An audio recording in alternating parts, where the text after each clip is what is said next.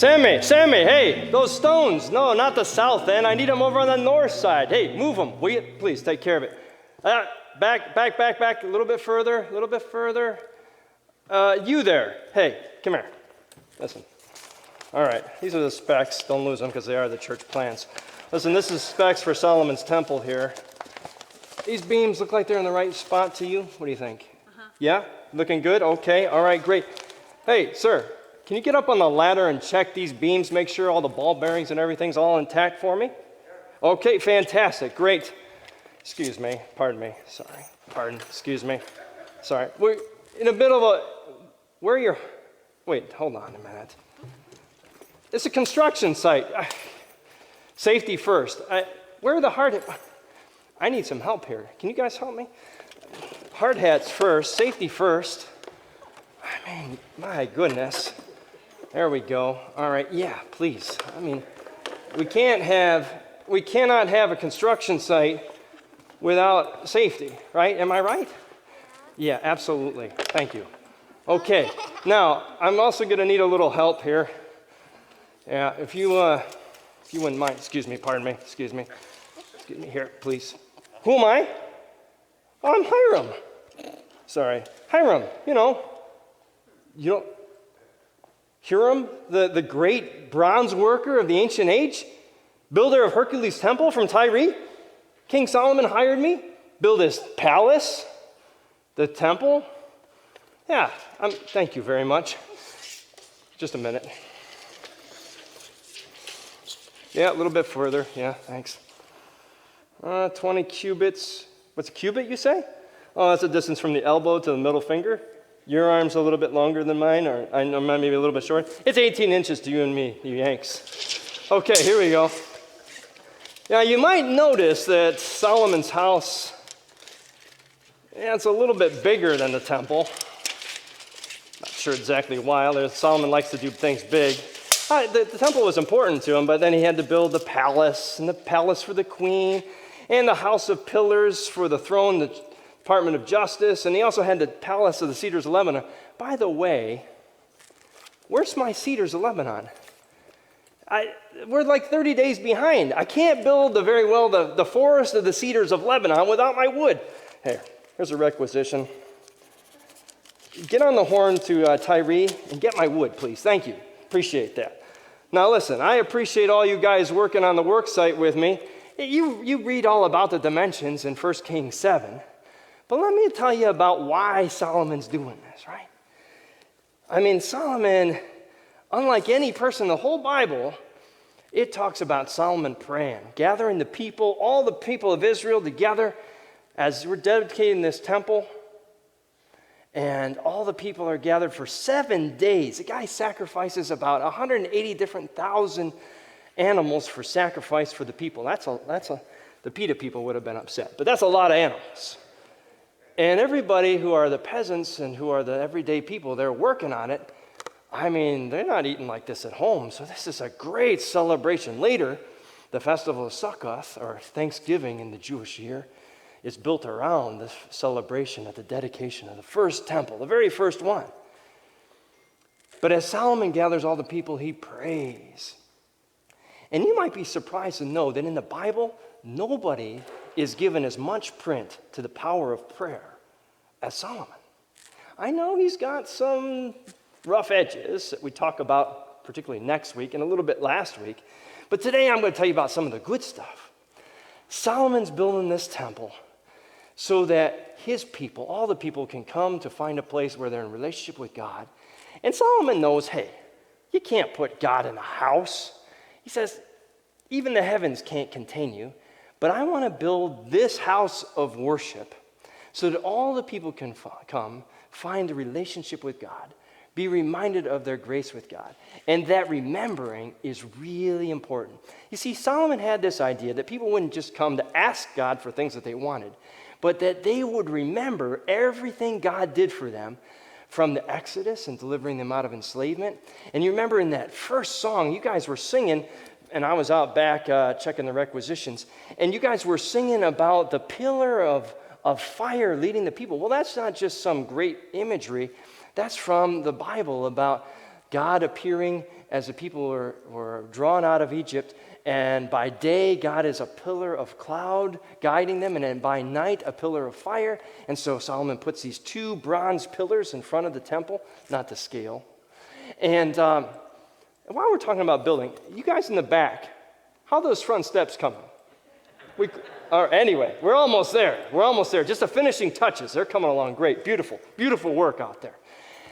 And the last thing that Solomon was talking about was that in this house, anybody who would come here or would hear about this place would glorify the name of God.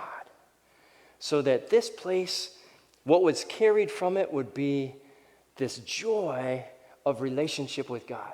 And Solomon, I think he got in a little bit of trouble with some of the old-time priests because he said, not just for the Hebrew people, not just for him or his own tribe, but for any foreigner, anybody who had never stepped foot in a temple, church, before, that God's name would connect with them. They know the love of God from this place and from its people. How awesome is that? And that was Solomon's prayer to God. And if you think about all the ways that we get, unlike some of the other kings, we get from Song of Songs, and we get this, or Song of Solomon, sometimes called this love letter about the intimacy and gift of intimacy that Solomon has.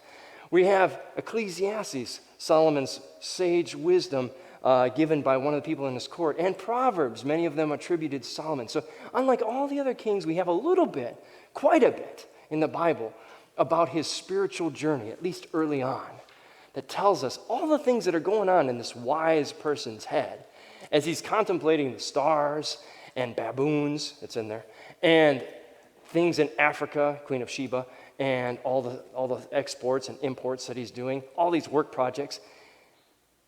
And in the midst of it, he's always thinking about how is all this connected to God? What an incredible gift that the house where the name of God would be projected, both through its people and through the work of his hands. Well, I don't know that he actually did a lot of the work, but more about that next week. So turn it over to Pastor Michelle.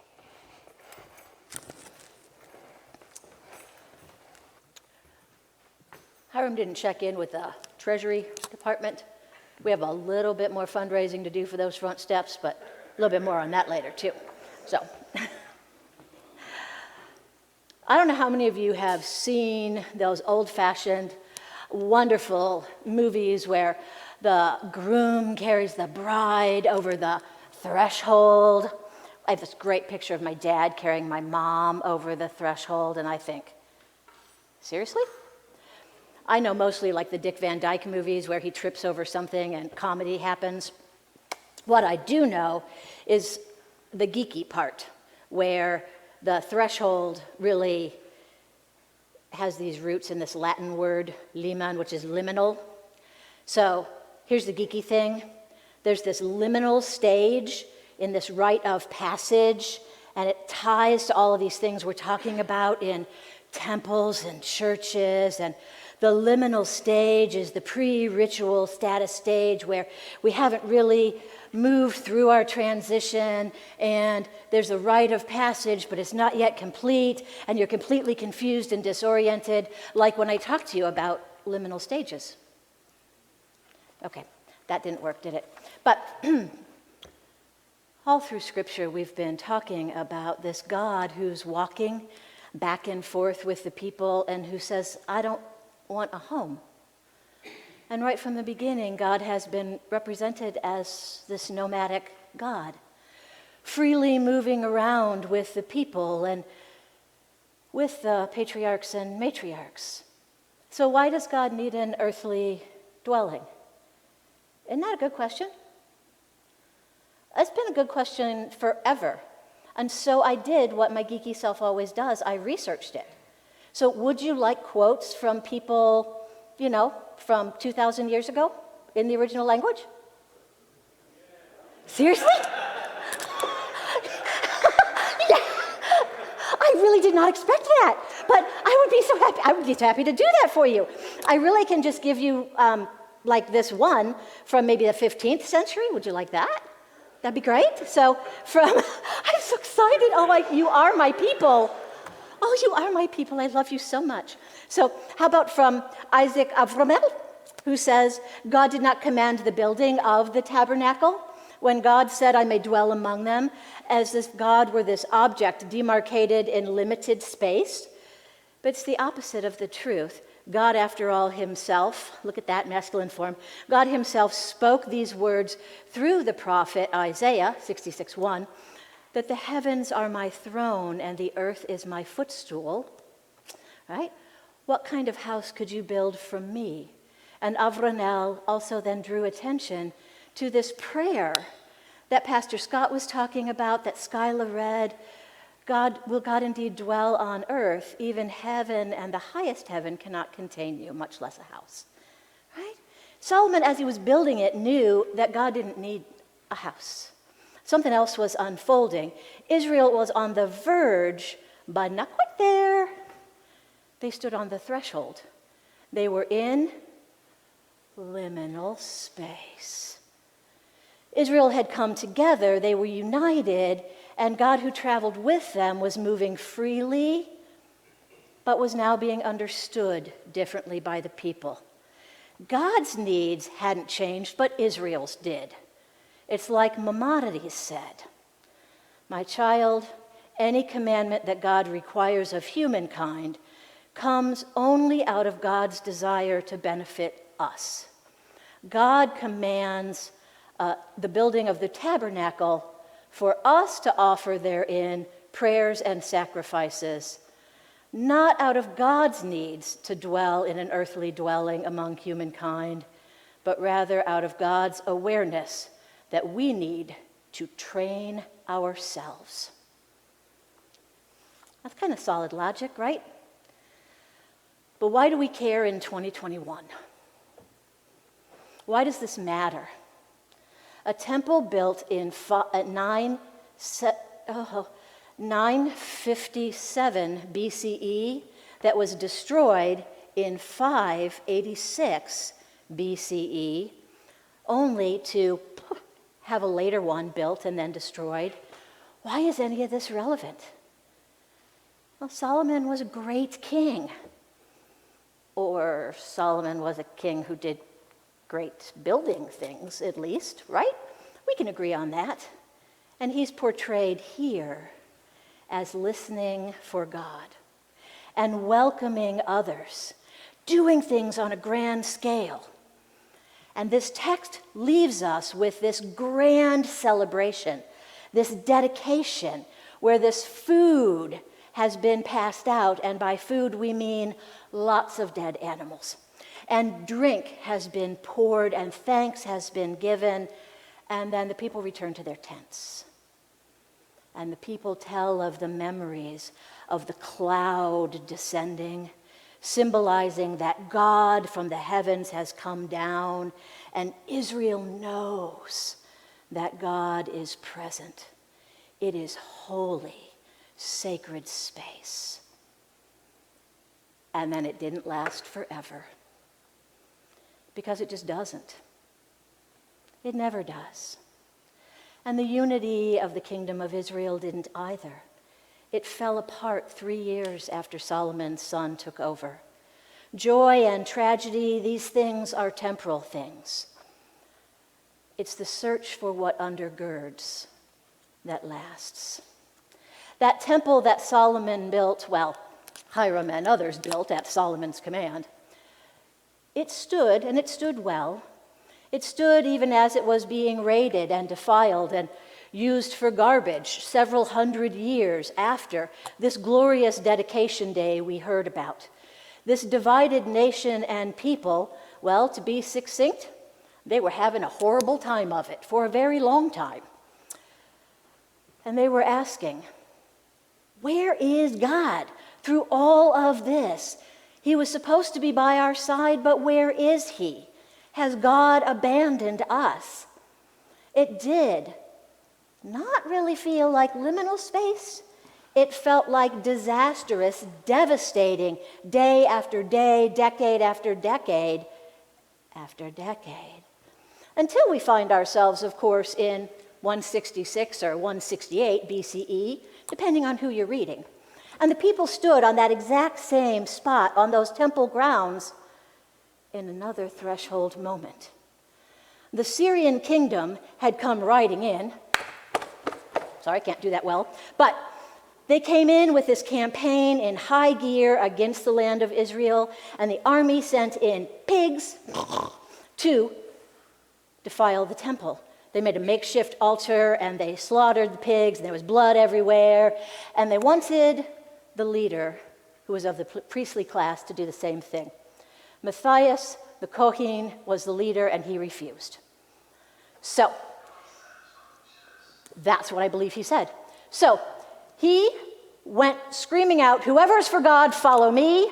His 5 sons, and then this ragtag group of farmers and villagers and virtual nobodies, only dedicating themselves to the laws of Moses, ran out, and for 3 years, armed with spears and bows and arrows and then the rocks that they picked up from the terrain, had this kind of guerrilla-like warfare against the Syrian army, well-equipped, well-peopled, and well-trained. And against all odds, they won. Now, we don't normally tell that particular story, but here's what we do tell about the Maccabees. With just a little oil that should have lasted 1 day, it lasted 8 days. And they rededicated, the word in Hebrew for dedication, Hanukkah. I'll bet you know that word. So, they rededicated the temple. And 8 days of a little bit of oil on that spot. So, 2021, why do we care? Well, because while it is that we need to understand the temple was built, there was an origin, and we all have an origin story. What we really might need to know and understand is rededication. Because we can understand, as Christians, stories and things that go back some 2,000 years. We can understand what it means to rededicate ourselves to something. We can connect to what it means to claiming the light in times of darkness. We know that that lesson is a deep lesson for all of humanity touching our lives. So our text reminds us of what it is to rededicate, to stand on the threshold in liminal space. So I've known people who've lived through that World Trade Center event. How about you? This congregation has welcomed in, hosted multiple refugee families who have fled oppression and wanted only to begin again. I know folks, and I'll bet you do, folks who are plagued with chronic illness. How about those for whom life has felt like one cruel moment after another? And yet, in the face of all of those reasons they could be in despair, there's a resilient spirit that chose to move forward in renewed hope, and they rededicated themselves to a purposeful living. You see, some would call that a Hanukkah moment.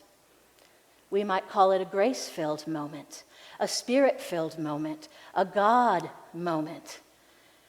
And isn't that inspirational for all of us? Because all of us will fall down, fall short. We will fail in ways that are large and small, and we need the strength to rise again. Clearly, the COVID epidemic is a powerful example for the entire world. It's just too real and in our face not to mention. But how about students who are going back to school? Don't we realize how every year students have to rededicate themselves to the year ahead? And before they walk in the building, teachers and administrators have dedicated and rededicated themselves to the year that is unfolding. If a marriage is in trouble, each partner must rededicate themselves. An addict every day must rededicate him or herself to the day, to the hour, to the moment that is before them. These are but a few examples. We live day to day and can relate to that rededication of the spirit and the soul. But in the summer, it might feel easy. The lights are on, it's bright. And so the architects, Hiram, or the brilliant architects that built this building, remind you. Because symbols are powerful things. You might notice there's an archway. And there's intentionality to the building of archways and things that happen under them. Because if there's an archway and you're standing at the threshold between what is seen as sacred and holy and then the beginning of moving out into everyday life, architects are very subtle. As they begin the transition, they might line our everyday lives with sacred stories that in this place in particular tie in to the everyday journey of a congregation with the biblical narratives. Because faith without intersecting in everyday life doesn't do much, does it? Liminal space. When we theologically reflect about who we are and whose we are, standing in the threshold, things come together quite intentionally. You see, we'll remember Solomon's prayer, maybe.